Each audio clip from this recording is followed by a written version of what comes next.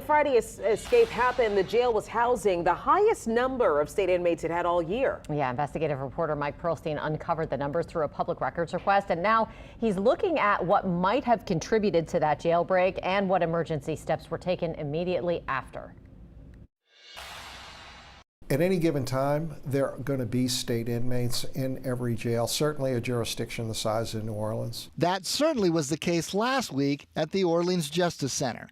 Now, in the wake of last week's mass jailbreak, records obtained by WWL Louisiana show that the number of state inmates housed at the jail that day was 81, the highest number all year.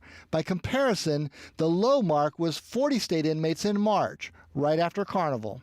Those inmates are usually offenders who have been convicted and sentenced and are awaiting transfer to state prisons. When they're convicted, when they're state inmates, and it becomes a security risk. We don't know what factors led to the high number of state inmates, but we found out that the day after the escape, the Department of Corrections picked up 63 of the 81.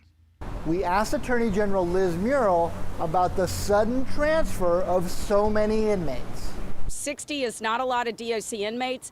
The reason for them being there, I can't speak to. The Department of Corrections can, but it may be that they were being held there pre-trial for other charges. But the immediate mass transfers, pursuant to an emergency order by Governor Jeff Landry, shows that the state could absorb the prisoners. And Rafael Goyeneche of the Metropolitan Crime Commission says making that move sooner could have curtailed Friday's escape from that first floor pod of the jail. Those 63 beds were available on floors 2 or 3. Those offenders may not have been in the position to walk out of the jail the way they did. Mike Perlstein, WWL, Louisiana. Well, the State Department of Corrections usually transfers inmates from OJC about 4 times a month and usually during the week. So Saturday's transfer was clearly an emergency response. Now, we should note it did not include any female inmates. The state says it is at or close to its capacity for female inmates.